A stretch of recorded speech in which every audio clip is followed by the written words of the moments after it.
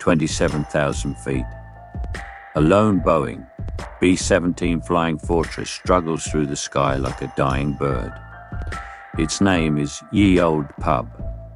Its pilot is 21-year-old Second Lieutenant Charles L. Charlie Brown, a farm boy from western West Virginia flying his very first mission as aircraft commander.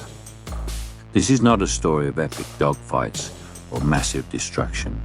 This is the true story of one of the most extraordinary acts of mercy in the entire history of World War II. A moment when two enemies, an American bomber pilot and a German fighter ace, crossed paths in the sky and chose humanity over hatred. Chapter 1. The brutal reality of the bomber war. Show maps of 8th Air Force operations, B-17 formations, flak explosions, fighter attacks. By December 1943, the United States 8th Air Force was deep in the daylight strategic bombing campaign against Nazi Germany. The plan was simple in theory: fly precise raids on factories, oil refineries, and aircraft plants during the day when visibility was best, to destroy Hitler's war machine from the air. The reality was far more brutal. German anti-aircraft flak filled the sky with deadly black bursts. Luftwaffe fighters, Messerschmitts Bf-109S and Focke-Wulf 190S, hunted in packs, targeting damaged bombers that fell out of formation. Loss rates were horrifying. On some missions, 5 to 10% of the bombers never returned. Each flying fortress carried a crew of 10 young men, pilots, navigators, bombardiers, gunners. A 25-mission tour was the standard, but the odds of completing it alive were often less than 50%. The B-17 was nicknamed the Flying Fortress for good reason. Heavy armor, up to 13.50 caliber machine guns in power turrets and waist positions, designed to fly in tight combat box formations where each plane protected the others. But when a bomber got hit hard, engines out, controls damaged, crew wounded, it became a straggler, and stragglers were easy prey. German pilots knew a lone, crippled B-17 was almost always doomed. Chapter 2, The Mission. The Bremen Raid. December 20th, 1943, just 4 days before Christmas. The target, Bremen, Germany, specifically the Focke-Wulf aircraft factory producing FW-190 fighters, the very planes that were slaughtering American bombers. The Oldie Pub was a B-17F Flying Fortress, serial number 42-3167, assigned to the 527th Bomb Squadron, 379th Bombardment Group based at RAF Kimballton in Cambridgeshire, England. This was the crew's very first mission together as a complete team. They were rookies in combat, but they had trained relentlessly. The crew on that fateful day. Pilot and aircraft commander, Second Lieutenant Charles L. Charlie Brown, age 21. Co-pilot, Second Lieutenant Spencer G. Pinky Luke.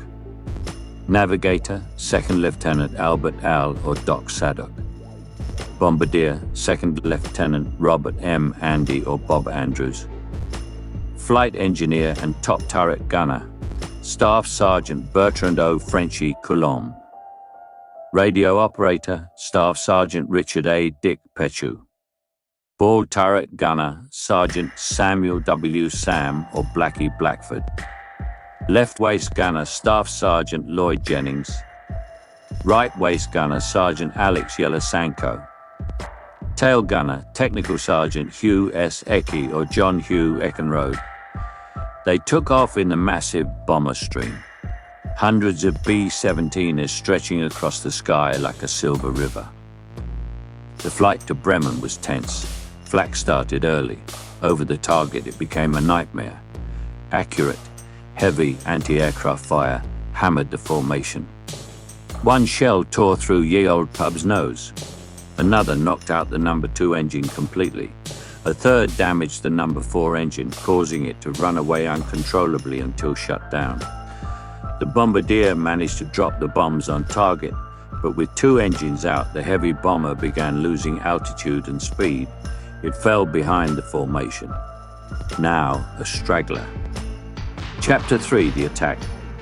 Fighters swarmed. Almost immediately, German fighters pounced. 12 to 15 aircraft from Jagdgeschwader 11, Bf-109Es and FW-190s, attacked relentlessly for more than 10 minutes. The crew fought back with whatever guns still worked. The extreme cold at altitude had frozen many weapons solid. Only a few, 50 caliber, remained operational. The top turret gunner, Frenchy Coulomb, scored hits on at least one FW-190. The nose gunner claimed another, but the damage was catastrophic. The tail gunner, Hugh Eckenrode, was killed instantly, decapitated by a 20mm cannon shell. The navigator and bombardier were wounded. Charlie Brown took shrapnel in the shoulder. Oxygen lines severed, hydraulics failing, half the rudder shot away, a third engine damaged. Fuselage riddled with holes so large you could see straight through the plane. Most guns jammed or destroyed. The B-17 was barely flyable. Trailing smoke, losing altitude, crew bleeding and fighting for their lives. They knew the next fighter pass would finish them. Some prepared to bail out, but with wounded men unable to jump and the plane too low and damaged, that meant certain death. Chapter 4, the German ace approaches. Tension builds. Show Bf-109 cockpit view. On a nearby German airfield, Oberleutnant Franz Stiegler, a veteran Luftwaffe fighter pilot with 22 confirmed victories, had just landed after his own mission. He was refueling and repairing a bullet hole in his radiator when the air defense radio screamed, "American bombers in the area." One straggler, low and slow. Stiegler scrambled into his Messerschmitts Bf-109. He took off and quickly spotted the crippled B-17 limping northwest toward the North Sea. Franz Stiegler was no rookie. Born in Bavaria, son of a World War I pilot, he had flown in North Africa, Sicily and Italy. He had bailed out 6 times himself. He knew the cost of war. He closed in from behind for the kill. One good burst would send the bomber down in flames and give him his 23rd victory. In the Luftwaffe scoring system, bombers counted for more points than fighters. One more solid kill, and he would qualify for the Knight's Cross, Nazi Germany's highest honor for bravery. He lined up his 20mm cannons and machine guns. Chapter 5, the moment of mercy. Soft, but as Stiegler pulled closer, he saw the truth. The B-17 was shredded. Holes big enough to drive a truck through. The tail gunner slumped lifeless. Through the gaping fuselage, Stiegler could see the crew inside. Wounded men helping each other, some barely moving. He flew alongside. He saw the top turret empty, the waist guns silent, the nose blown open, the men huddled, caring for their injured. Stiegler later said he had never seen a plane in such a bad state. He remembered words from his flight instructor years earlier. "If I ever see or hear of you shooting at a man in a parachute, I will shoot you myself." To Stiegler, these Americans were no different. They were helpless, exposed, wounded, just like men dangling in parachutes. Shooting them down now felt like murder. He could not pull the trigger. Instead of firing, Franz Stiegler flew wing to wing with the B-17. He waved at Charlie Brown in the cockpit. Brown, thinking it was a trick to distract him, had his remaining gunners track the 109 but held fire. Stiegler rocked his wing. The universal signal, "Follow me." He gestured for Brown to land in Germany or head to neutral Sweden for medical help. Brown didn't understand the signals at first. He thought the German was taunting him, but Stiegler stayed. For miles, he escorted the bomber. shielding it from other German fighters below, guiding it past flak batteries along the coast, out over the North Sea. Charlie Brown struggled to keep the damaged fortress in the air. With Stigler flying protection, no more attacks came. Finally, when they were safely out of German airspace and over water, heading toward England, Franz Stigler saluted Charlie Brown one last time.